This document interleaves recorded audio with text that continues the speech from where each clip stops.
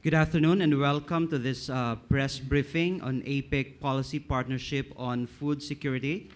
We have with us today Usec Asis Perez, PPFS Chair, and Mr. Tony Nowell, PPFS Vice Chair, representing the APEC Business Advisory Council, or ABAC. Before we have the opening statements of our resource persons or some guidance to our media partners, so for the first round of question and answer, each media partner is encouraged to ask a maximum of 2 questions and 1 follow-up. Once we have accommodated everyone, you can ask more questions if we still have the time. And then this is a briefing on APEC PPFS. We request that all questions must be pertaining to the subject of discussion. At this point, may I now turn you over to our resource persons for their short opening statements. May we start off with Usec Perez, sir? Good evening. I wanted to say magandang gabi and speak in Filipino, but my good friend Tony Nowell will not be able to understand what I'm talking about. So I'll try my best to speak in English. So today we've concluded the meeting on the APEC PPFS meeting, which is a 2-day event. And I would like to thank you for taking time to be with us today so we can appraise you with the development in this particular policy partnership dialogue. This meeting was attended by 18 economists. There are 21 economists in the APEC system, and we have 18 economists attending in this particular meeting. And we have, of course, and this forum is quite unique because unlike other forum in the APEC, the PPFS is actually co-managed by a chair and 2 vice chairs, and on top of that, we have almost a permanent vice chair in the presence of course, my good friend Tony Nowell, who is vice chair for the private sector.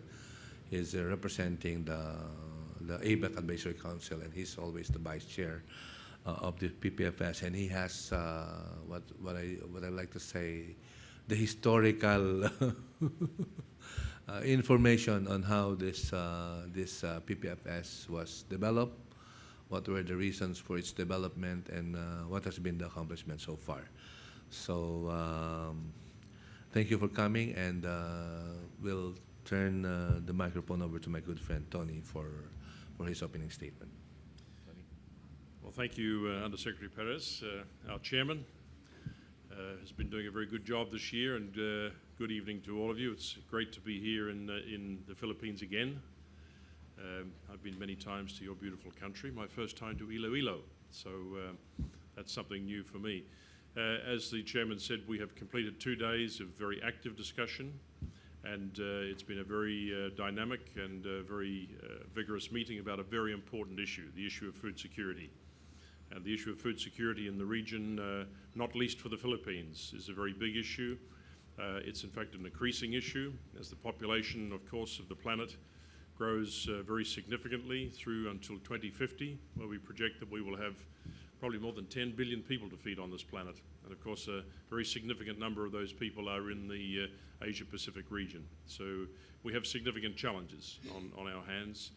Of course, climate change, we all know that is a big issue, and climate change does not make the food security challenge any easier.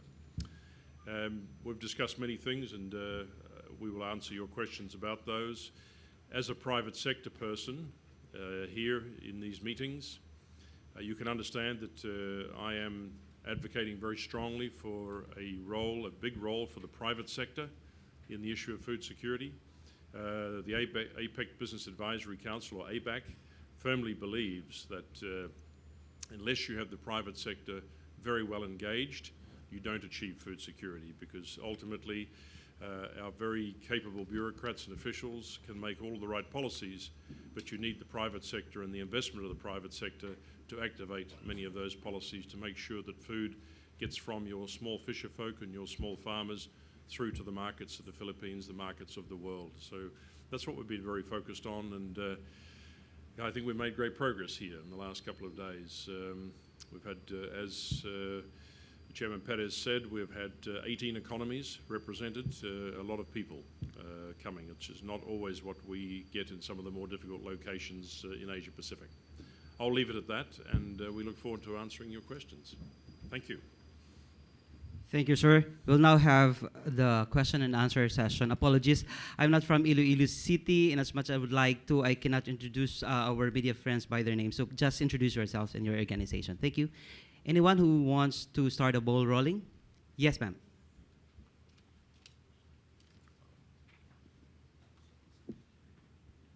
Bing Pabiona, sir, Radyo ng Bayan, Iloilo. Could you elaborate further on the policy declaration which the discussion focused on 4 areas, on some details of the 4 areas, sir? Could you elaborate further? Well, in the last 2 days, we had 4 working groups working on the priority issues that they would like to make recommendations on the policy statements for the leaders. And it's been, I hope Tony can help me recall most of these statements, but as far as the process is concerned, the chair is concerned on the process and not on the content. So what we did was we allow all the member economies to work together so that at the end of the 2-day session, they'll be able to come up with the suggested statements for the leaders to consider in their declaration. As far as I can recall, there are 8 policy statements. No, 6. A total of 6 that were endorsed in the plenary. We have 2 more pending statements that will require some level of consultation for the member economies. And I'd like to request Tony to help me recall the contents of those statements, if possible. Thank you. Okay, well, let me go back and start at the basics of food security. What we are trying to achieve in APEC and with the PPFS meeting is an adequate supply of safe and nutritious food for the Asia-Pacific region. So everything in the statements is driven from that in one way or another. So trade and markets. How do we give better opportunities to your fisher folk, to your rice farmers, but also to the dairy farmers of New Zealand or the aquaculture farmers of Thailand, etc., to get their product more effectively to the market and with better value. Because if they don't get better value, then they're not going to be incentivized, of course, to produce the amount of food that's required. How do we get safe food right across the region? Food safety is a huge issue across the region, and what is a very important issue as far as we are concerned is that all of the countries of the Asia-Pacific region ideally need to be working to the same food safety principles, right? So what we call food standards, and we strongly recommend that countries and that the leaders push towards a food safety regime across the Asia-Pacific region that is based very much on the Codex principles, which is the international food safety and food standards principles. More sophisticated things, perhaps, that we focus on also. Let me talk for a moment about what we call global data standards. Now, almost every product that we pick up today has a barcode on it. You all know what a barcode is. A barcode is driven by a global data standard. The more that we can use global data standards on food products to ensure that the food that you are receiving and eating is authentic, that you know that it's properly produced, that you know that it actually comes from who it says it comes from, and that you know that it is actually beef and not horse meat, which in some parts of the world we have problems of food fraud, and increasingly also what we call food defense issues, where there are some cases in some countries where criminal behavior is being observed with food. So we focus on those issues. We also focus very much on how to increase investment in the supply chain for food. Investment in cool chains, investment in technology, investment in the infrastructure, whether it be roads, whether it be ports, whether it be railways, all of those issues that are required to support a good food trade are the things that we very much focus on. Technology. Technology is a big one for us, okay? And technology has many different strands to it. We can talk about agricultural technology. So how do we make the productivity of the rice farmer better? How do we make the productivity of the aquaculture operator better? But also, more and more we talk about new technologies. And those new technologies can be innovative technologies. They can be things like synthetic biology. And of course, a very sensitive issue is the issue of genetic modification and how genetic modification will or will not become part of the future of feeding the planet. So that's a quick roundup of the types of issues that we are focusing on. They are many and varied, and of course not every economy has the same emphasis as the other economy. So at times it's, shall we say, an interesting discussion. Okay, thank you. Thank you, sir. Do you have any follow-up questions, ma'am? Okay. Some more questions from our media friends? Yes, ma'am.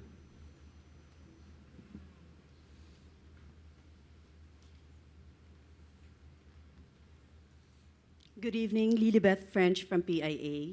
Sir, how does the private sector prepare for or mitigate the impacts of El Nino to APEC communities' food security goals and continuous economic growth? Interesting start with that one. question. You know, this is something that Tony and I discussed in the margins of the meeting more than the actual meeting itself. Because when we developed the agenda for this particular meeting in Iloilo, the El Nino phenomenon is not yet that pronounced.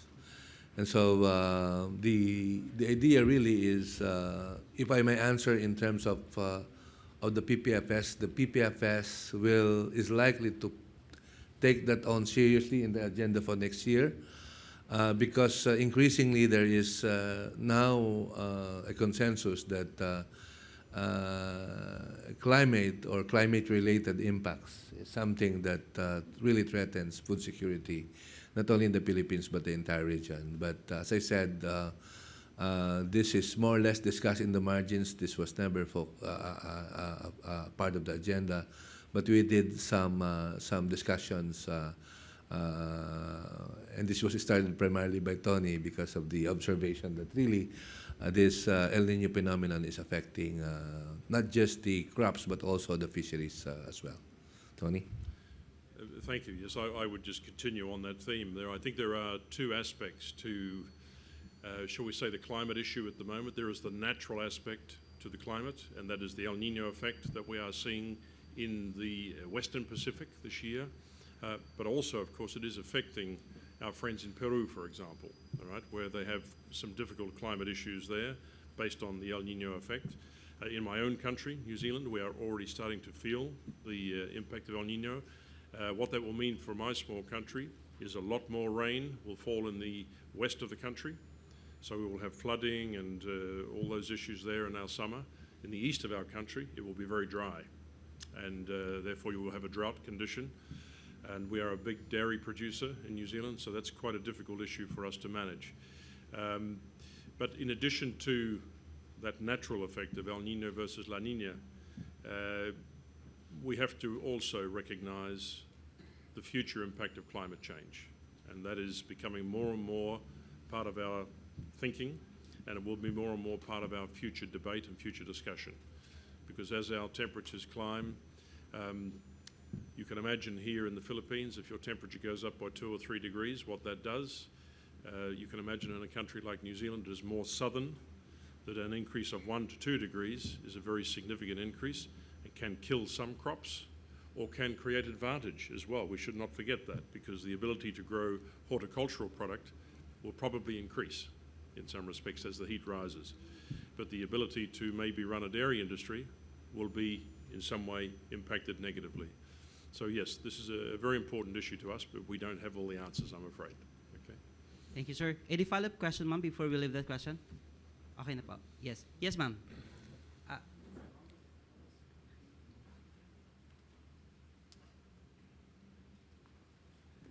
Lydia Pendan of the Manila Times. What is this APEC food security roadmap towards 2020, and how will the small and medium enterprises benefit from this? Okay. Okay, thank you. Yeah, that's a very good question. The first thing I would say as an answer is that it's a very complex roadmap, possibly too complex at times, but the complexity of the roadmap simply says there are many, many issues for us to address. Why is it a roadmap towards 2020? Well, as I said in my opening comments, we know that the population of the planet will be more than 10 billion people by 2050. But 2050 is still quite a long way away. Right? It's more realistic for us to focus on what we can achieve over the next 5 years by 2020, and that's what we're focused on. That's why it's a roadmap towards 2020, because there are things that we can do in the next 5 years to mitigate that issue and set up the future beyond 2020 for the 30 years beyond that to be in a better state. I take, for example, the issue of what we call post-harvest loss or food loss. And there are two concepts, food loss and food waste. Food loss is the loss of food between the harvesting of the product and the market. Right? Some statistics would tell us that there is food loss of up to 40%, which means if I pick, shall we say, 1 ton of fruit, that I am going to only have, by the time I get to the consumer, 600 kilos of that fruit to sell. That's a huge loss to the population, it's a huge loss to the grower, right, and a huge cost impost on your economy.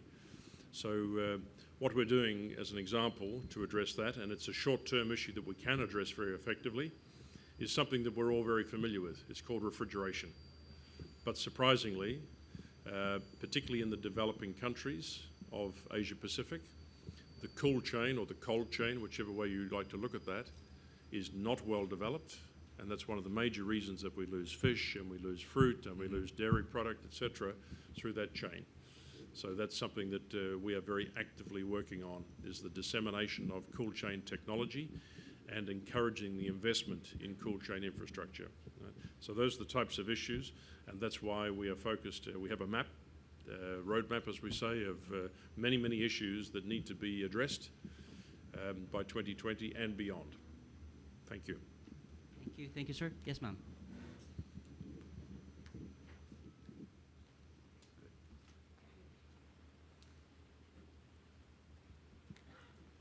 Good evening. I am Runji Hamolo of Radyo ng Bayan, Iloilo.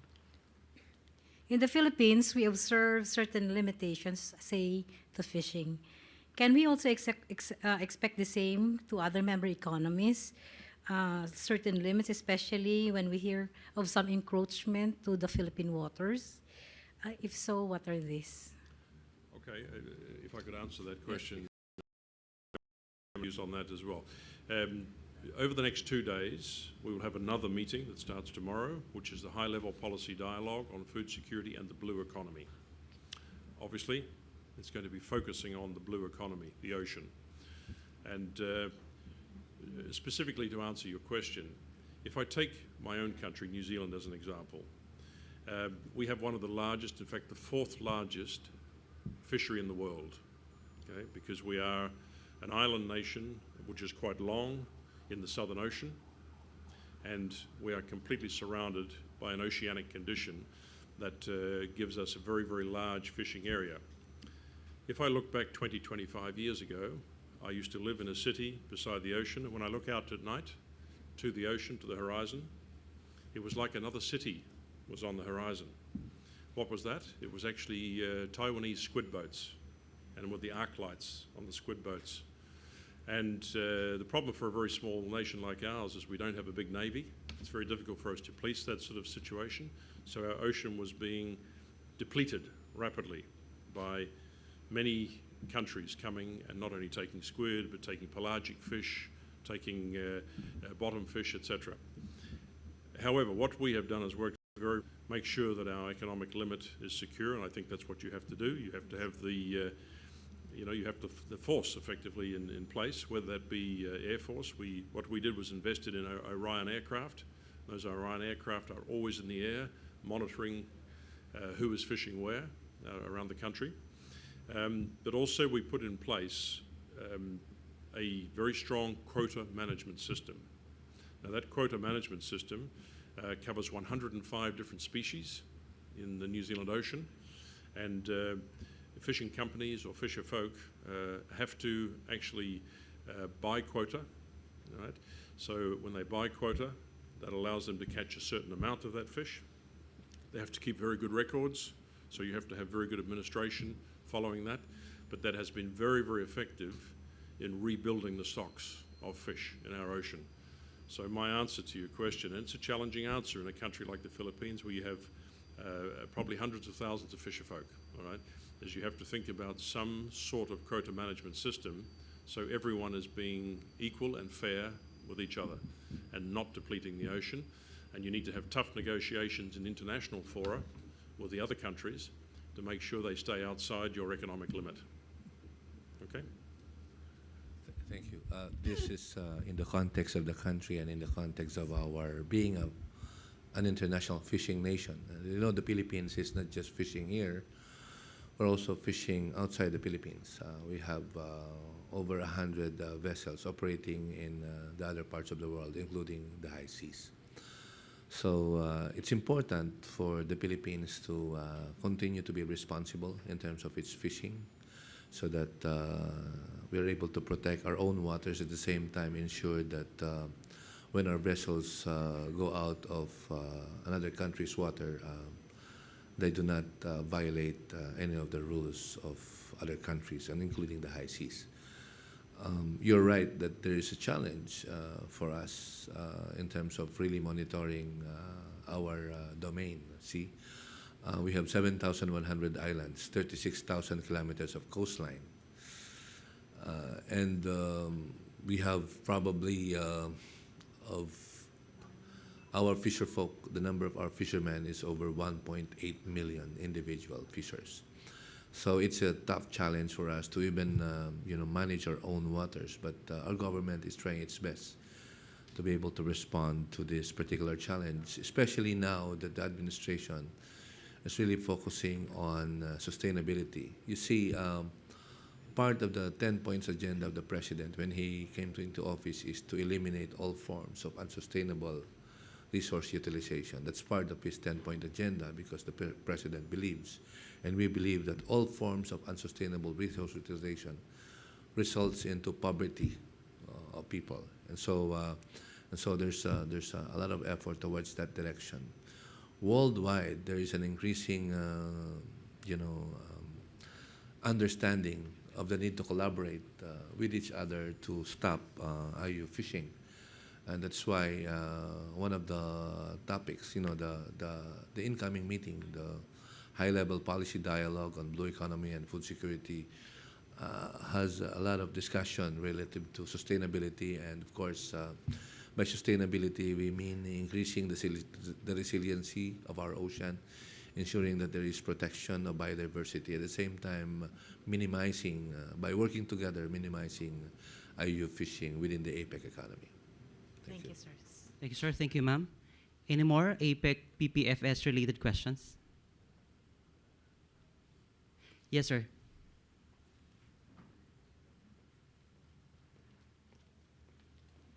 Good evening. I'm Angelo Samonte from the Presidential News Desk. My question is, how do we encourage private sector to invest in infrastructure? And the other question is, how big is the disparity in because we want to standardize the food standards in APEC. So how much work is needed to make it standardized? Tony, please. I'm going to answer the second question first, the food standards question. It's a particular area that I work in. I am a board member of the Board of Food Standards Australia New Zealand, which looks after the food standard for both countries. That food standard is based heavily on Codex, the international standard. There are some variations for Australia specifically and for New Zealand specifically because climatic conditions, environmental conditions generally can sometimes have an influence on food items and what a food standard has to do. But the simple answer to your question is actually it could be quite easy. Why could it be quite easy? Because the work effectively has been done by Codex. Right? And if all countries were to make a commitment to come very close to Codex and work strongly from that base, then I think that we have a large resolution to the issue that you raise. Because in fact there is quite a lot of difference today. Some countries are very close. If I take Australia, New Zealand, Singapore, Japan in fact, United States of America, Canada, there is a lot of proximity in the food standard. But as we start to move into some of the developing countries that have not yet been long enough in that process, there is some traditional things that have to change. Okay? However, let me be very positive. There is a very good mechanism in APEC, which is called the Food Safety Cooperation Forum. And they have a biennial meeting every 2 years. The last meeting was in Cebu 1 month ago, and that was an extremely good meeting, I'm told. And there is a lot of cooperation now developing, all right? And that's a meeting of the regulators, of the food safety regulators, right across the region. Sorry to ask, but just repeat your first question again for me specifically. So.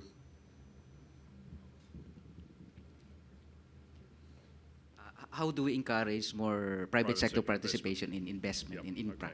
development? Yep. Look, there are two things with private sector investment and private sector participation. They're not necessarily the same thing. Let's talk firstly about the participation part. It's a very big theme for the Philippines this year because you want the participation of the micro entrepreneur and the small and the medium entrepreneur in the supply chain. That's very important because much of the food is grown by the micro entrepreneur, and we should not look at the farmer or the fisher folk just as farmers or fisher folk. We should look at them as entrepreneurs. They are making their living from that. So what you need to try and do is you need to try and bring those smallholders and fisher folk further into the supply chain so they can participate in the supply chain because if you are familiar with the concept of a value chain, as we move from the ocean to the plate, to your plate, the value increases, and it doesn't just increase in a geometric fashion, it tends to be exponential. So the further up the curve you go, the more value there is. Unfortunately, the fisher folk today tend to be at the bottom of the curve. Right? We need to try and move them further up. So how do we do that, which is the second answer to your question? We have to create the opportunities by getting the micro and the small and the medium working with the very large. All right? Now you start to see that in some countries. It starts to work quite effectively. And if you can have policies that encourage micro, small and medium to be working with large, then you're going to have much more success. Because the people with the money will only invest in the infrastructure if they can see that it will work and that there is value. So you have to complete the whole supply chain. You have to create the supply chain, all right? And that's the answer, I think, to many of our developing countries, to create more value. And as a result of that, you're going to have better food security. Because if people know that they can make a good living, they want to do more. And they will do it better and more efficiently. It's good for your economy. Thank you, Tony. I'd like to add some thoughts to that. That is precisely the reason why we're moving now from volume-based production to value-based production. So you see our fishermen, when they catch the fish, they're paid 30 pesos per kilo. But when you go to the market, in the same area, maybe a kilometer away, that same fish will be valued at 100 pesos. So you see the difference already from the producer up to the market. There's a big jump in the value. In some cases, if you do value adding, it's going to be exponential. No? That is exactly what we're trying to do now. Understanding this value chain and helping our fishermen and our farmers be participant in the entire value chain, not only on the catching part, not only in the producing part. And so we have several elements that we've done to ensure that this will happen. One thing that Tony mentioned is linking, the small and the large. rather than to create conflict between the big and the small. We have to find ways to make them work together. And it's a challenge right now, but as far as we are concerned, that's the only way to go. Collaboration among the players, so that at the end of the day, all will mutually benefit. To give a specific example, for instance, in Sulu Sea, for instance, you have tuna in Sulu Sea, but our fishermen in Sulu, they have no access to General Santos, you see.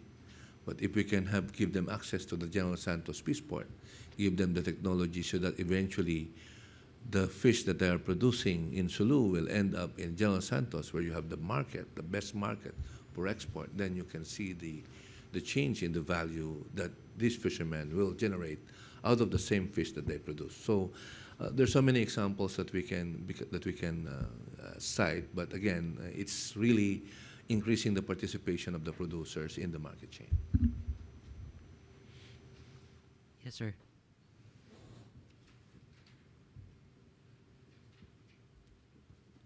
Good evening. Nestor Burgos from the Philippine Daily Inquirer. Well, the APEC is basically a body that promotes economic integration and cooperation among the member economies. But is there talk or discussion, or is it included in the policy statements on how member economies can develop or promote self-reliant and sustainable economic and agricultural policies amid the impacts of climate change and some skewed economic policies that have resulted to shortages, anomalous shortages? For example, the Philippines is supposedly a top rice producer, but it imports rice in many occasions, and other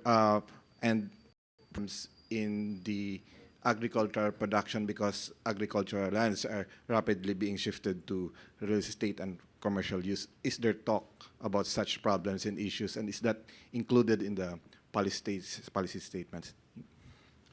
Okay, Nestor, very good questions indeed.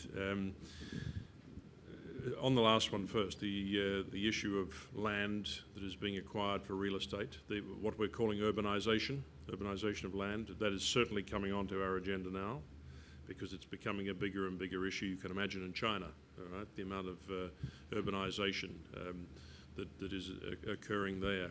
So certainly, that is a very big issue. Coming back to your other issue, I think we need to be careful about some things like self-sufficiency. Certainly from the private sector's point of view, the best way for you to have food security is to have open markets. So you can buy what you need and you can sell what is surplus for you easily. So we are very strongly against export restriction, which happens in some countries, but also we are quite strongly against self-sufficiency, because what happens with self-sufficiency, and we see it in some of your neighbouring countries at the moment, is that the economics of self-sufficiency simply do not work. Now, if I look at, for example, Indonesia at the moment, I know that the price of beef in Indonesia today is approximately twice the price of beef in Japan. That doesn't make sense, quite frankly, okay? So policies that can seem to be the right thing, yes, we need to look after ourselves, we need to be self-sufficient, can actually catch you out. When you have an El Nino effect coming in, you need to have the door wide open, you need to be buying and selling. We believe that should be happening every day, right? That you should have the freedom to trade, and that is the best way to be secure. There is a concept in food security which is called environmental comparative advantage. And what that concept effectively says is that we should produce some products in those countries where it is environmentally the most sensible place to do it, and we should produce other products in other countries, all right? So we use the environmental advantage of a particular country within the region or even on the planet to grow certain products, and don't grow them where it doesn't make sense to grow them, okay? So sensible policies around those issues are very important to achieve food security as well, okay?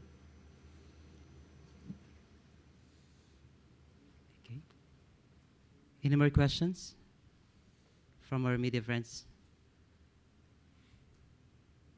No more? Going? Gone? So if there are no more questions, I think it's time now to hear the parting statements of our resource persons. May we start off with Usec Perez. Thank you very much for taking time to join us tonight.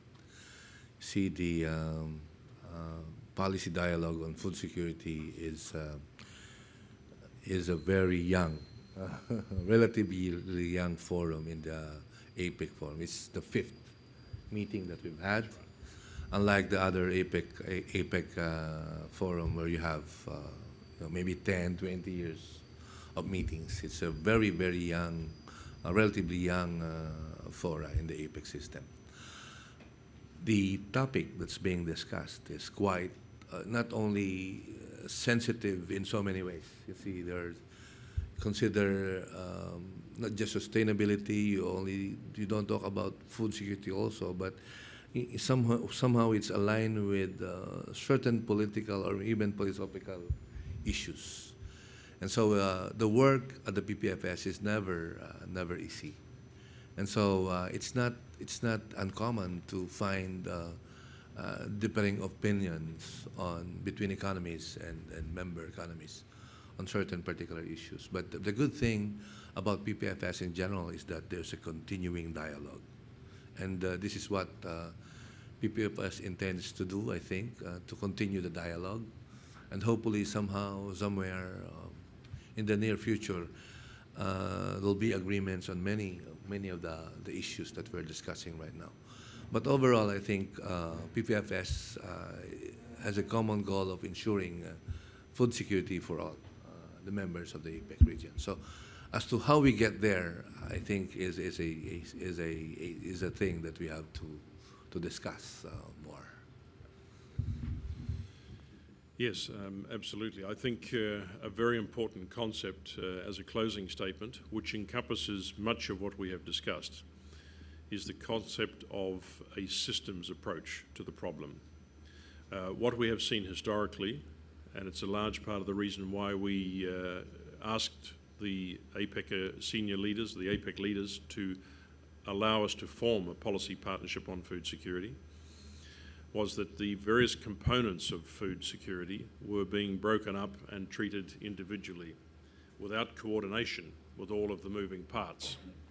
So you can focus on agricultural technology, yes. You can focus on biotechnology, yes. You can focus on the ocean and the fisheries, or you can focus on water management. And you can focus on trying to create markets and trying to create the right sort of pricing mechanisms. But if you don't actually join all of those dots together into a systems approach to this problem, you won't achieve the outcome you're looking for. So what brings a lot of good heads to the table in Iloilo this week is to think about and debate how we create a systems approach to the problem of food security. And I would be encouraging everyone in the Philippines to be thinking about that as well, right from the fisher folk or the rice farmer all the way to your very large corporations. How do you join all those dots and make sure that you take a national coordinated approach, just as we need to take a regionally coordinated approach in the Asia-Pacific region? Thank you for your time. Thank you for your questions. All right? Good to see all your smiling faces here. Thank you. I think those statements conclude this press briefing. So at this point, we would like to thank our resource persons for gracing this activity, and to our media friends, thank you very much for your participation. This has been Naser Bergera of BFAR Information Office. Thank you very much.